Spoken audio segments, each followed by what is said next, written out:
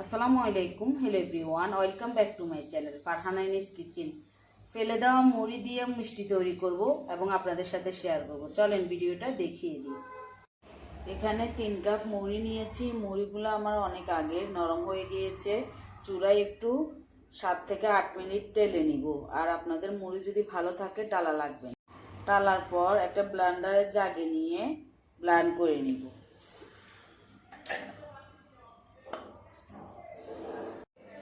মুড়িগুলো একবারে ভালো করে ব্লেন্ডার করে নিয়েছি। দেখেন কোনো দানা দানা নাই। আর আপনাদের যদি ব্লেন্ডারটা ভালোভাবে না হয় তাহলে একটু চেলে নেবেন। চুলাটা ধরিয়ে একটা ফ্রাই প্যান বসিয়ে দিয়েছি। ফ্রাই প্যানে 2 কাপ দুধ দিয়েছি। দুধগুলো গরম হওয়া পর্যন্ত অপেক্ষা করব। দুধগুলো একটু বলক আসার পর যে মুড়িগুলা ব্লেন্ডার করে রেখেছি মুড়িগুলা দিয়ে দিচ্ছি।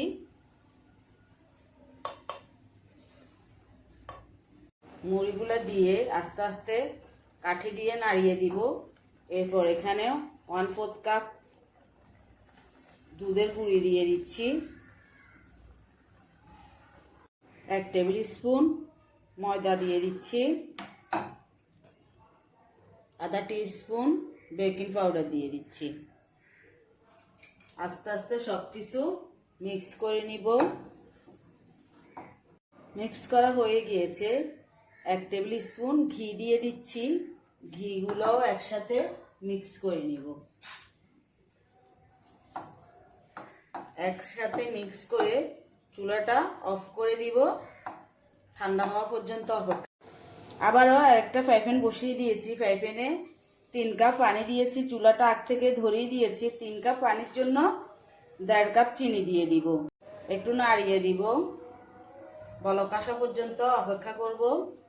ডোগুলো একটা বাটিতে ঢেলে নিয়েছি। ঠান্ডা হওয়া পর্যন্ত অপেক্ষা করব। এর ভিতরে 2 টুকরা দারচিনি দিয়ে দিচ্ছি। 2টা এলাচ মুখ ফেটে নিয়েছি। দিয়ে লবণটা আপনাদের ভালো লাগলে দিবেন, না হলে দেওয়ার দরকার নাই। আমার চিনিটা কিন্তু লাল, এর জন্য শিরাটাও লাল দেখাচ্ছে। 4-5 মিনিট পর শিরাটা হয়ে গিয়েছে। চুলাটা অফ করে দিব।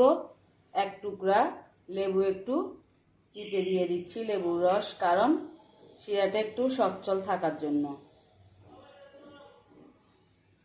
ঢাকনা দিয়ে ঢেকে রেখে দিব। এখন মিষ্টিগুলো তৈরি করে নিব। ডোগুলো এখন হালকা হালকা ঠান্ডা হয়ে গিয়েছে। হাত দিয়ে মথে নিব। একবারে ঠান্ডা করা যাবে না।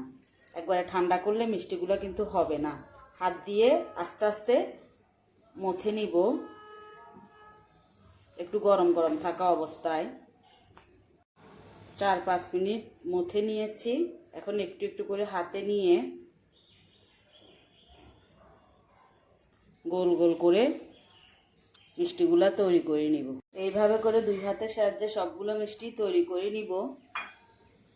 অবশ্যই ময়দাটা দিবেন ব্যাটারটা করার সময়, না হলে মিষ্টিগুলো কিন্তু বাইন্ডিং হবে না। সবগুলো মিষ্টি তৈরি করে নিয়েছি। এখন চুলার পাশে চলে যাব। চুলার পাশে আবারও চলে এলাম। চুলাটা ধরিয়ে দিয়েছি। শিরাগুলো কিন্তু এখন আস্তে আস্তে বলক চলে আসতেছে। যে মিষ্টিগুলো তৈরি করে রেখেছি একটা একটা করে দিয়ে দিব।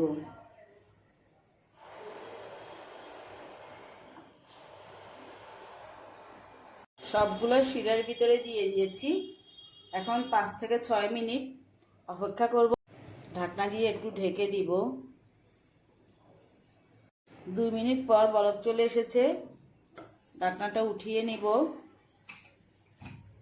2 সাইডে একটু হাত দিয়ে ধরে একটু নাড়িয়ে দিব।